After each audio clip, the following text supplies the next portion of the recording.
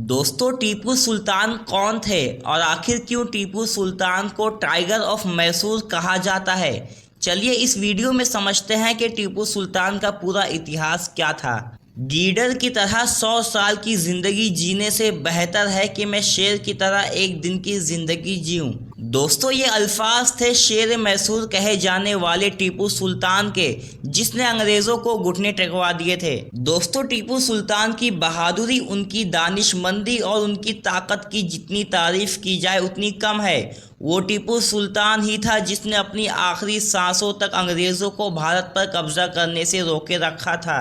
दोस्तों, टीपू सुल्तान का जन्म 20 नवंबर 1750 में कर्नाटक में हुआ था और उनका असली नाम सुल्तान फतेह अली खान साहब था। टीपू सुल्तान के पिता का नाम हैदर अली था। हैदर अली किसी राजा महाराजा घराने से ताल्लुक नहीं रखते थे, लेकिन अपनी बहादुरी और प्रशंसा के चलते हैदर अली को बड़े बड़े ओहदों से नवाजा गया था। हैदर अली ने अपने बेटे टीपू सुल्तान को हर तरह की तालीम दिलवाई थी, जिसमें साइंस, जियोलॉजी, मैथ्स और दीन इस्लाम का इल्म शामिल था। टीपू सुल्तान के पास किताबों की एक ऐसी लाइब्रेरी भी थी जिसमें अरबी, फारसी, हिंदी और संस्कृत से जुड़ी तकरीबन 2000 से ज़्यादा किताबें थीं। दोस्तों, भारत का दक्षिणी हिस्सा अंग्रेज़ों के लिए बहुत ज़्यादा महत्वपूर्ण था और वहाँ हैदर अली की मुस्लिम सल्तनत थी। अंग्रेज़ों ने मैसूर पर अपनी सेना लेकर हमला कर दिया, लेकिन उन्हें मुँह की खानी पड़ी। इस जंग में 15 साल का टीपू सुल्तान भी अंग्रेज़ों के खिलाफ लड़ पड़ा और यही सुल्तान की पहली जंग थी। इस जंग में हैदर अली ने अपने बेटे टीपू सुल्तान की बहादुरी देखने के बाद सुल्तान को शेर मैसूर के खिताब से नवाजा था। टीपू सुल्तान को मैसूर का टाइगर भी कहा जाता है, जिसके पीछे एक सच्ची कहानी छुपी हुई है। वो ये है कि एक बार सुल्तान अपने किसी दोस्त के साथ जंगल में गए हुए थे और अचानक एक बाघ या टाइगर ने टीपू सुल्तान पर हमला कर दिया। सुल्तान के हाथ में मौजूद बंदूक भी जमीन पर गिर गई, मगर टीपू सुल्तान हिम्मत नहीं हारे और उस बाघ से लड़कर उसे हरा दिया।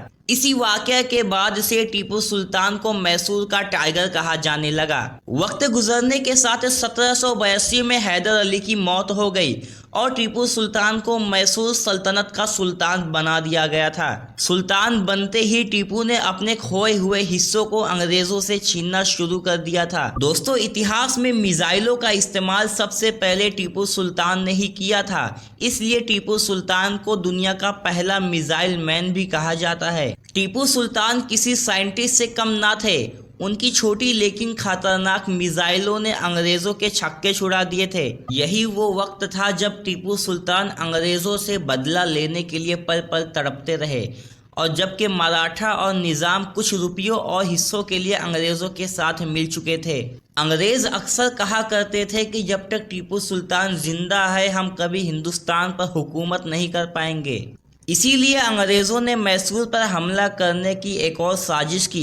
इतिहासकार बताते हैं टीपू सुल्तान के सिपह सालार मीर सादिक अंग्रेजों से मिले हुए थे और टीपू सुल्तान को धोखा देते आ रहे थे। अंग्रेज, मराठा और निज़ाम सब ने मिलकर टीपू सुल्तान पर हमला किया और उन्हें हराकर मैसूर पर अपना कब्जा जमा लिया। टीपू सुल्तान की मौत के बाद उनकी तलवार, उनकी रॉकेट, यहाँ तक कि टीपू सुल्तान की अंगूठी को भी अंग्रेजों ने उठाकर लंदन के म्यूजियम में रख दी। दोस्तों, इसी तरह की इंफॉर्मेशन वाली वीडियोस के लिए हमारे चैनल को सब्सक्राइब करें।